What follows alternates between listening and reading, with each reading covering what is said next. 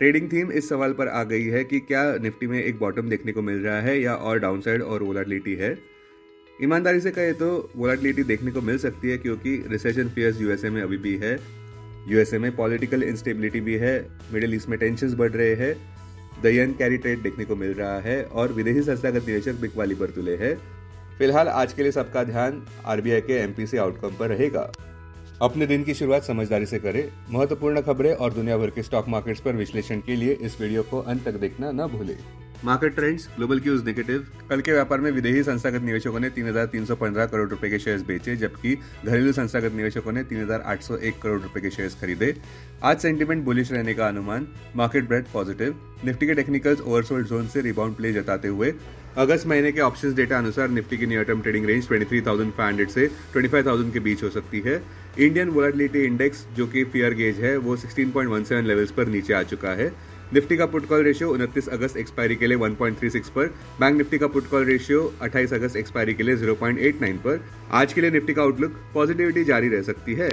अब आज की थीम पर ध्यान देते हैं। अच्छी खबर यह है कि बाय द डिप मेंटालिटी आज देखने को मिल सकती है।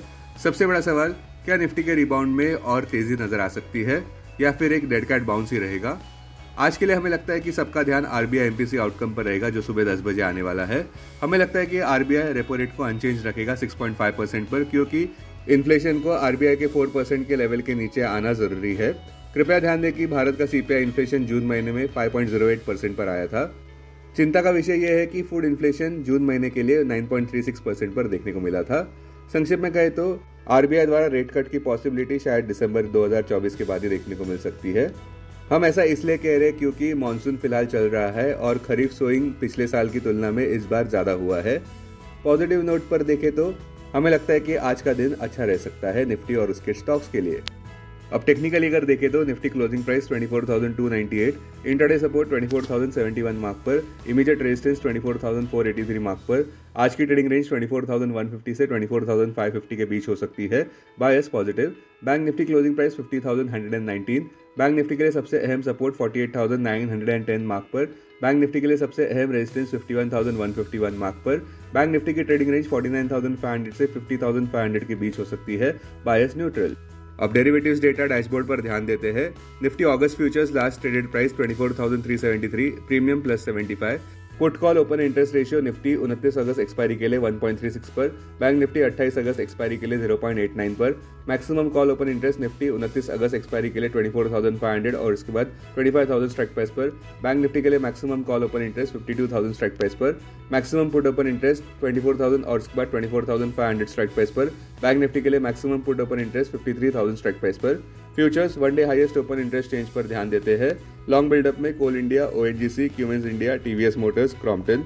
शॉर्ट कवरिंग में PFC, BHEL, GMR Infra, IEX, National aluminium.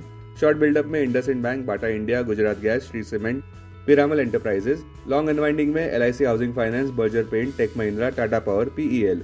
आज स्टॉक्स जो एफएनओ बैन में है वो है AB Capital, ABFRL, B Soft, GNFC, Hindustan Copper, India Mart, India Cement, LIC Housing finance, Manappuram, RBL bank. अगर कल के व्यापार को मद्देनजर रखते हैं तो ऐसा लगता है कि निफ्टी में जो पहले सेल ऑफ देखने को मिला था वो केवल टेम्पररी था और लॉन्ग टर्म ट्रेंड नहीं था।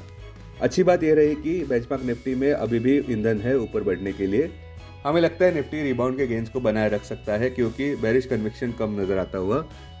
पॉजिटिव कैटलिस्ट ये है कि फेडरल रिजर्व से ये उम्मीद है कि वे इन्फ्लेशन को नीचे भी लाएंगे और इकोनॉमी को क्रैश भी नहीं होने देंगे। आज आने वाले अहम Q1 results, Astral, Biocon, Eicher Motors, Ircon, MRF oil. शुक्रवार 9 अगस्त को Aarti Industries, Alkem, Balkrishna Industries, Berger Paint, Grasim, Jubilant Foods, Sun TV.